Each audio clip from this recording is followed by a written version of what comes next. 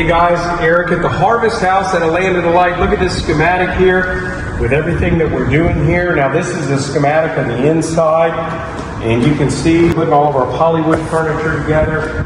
We got the TV, we got the refrigerator, we got all the things that are going to go up that you can see. Chairs won't look like this, but these are great chairs. They hold up to 660 pounds per person, so we're just prepared for anything here. You know, when a hurricane hits, you got to be prepared for anything. We got the mini splits in, we got all the cameras coming in. We're about to build a 20-foot bar, custom-made bar right here with smoothies and drinks and all the acai bowls and everything back here. Cash register will be over here, but of course, if you look at the drawings right here, you can see everything we're doing. That's the right side, this is the left side.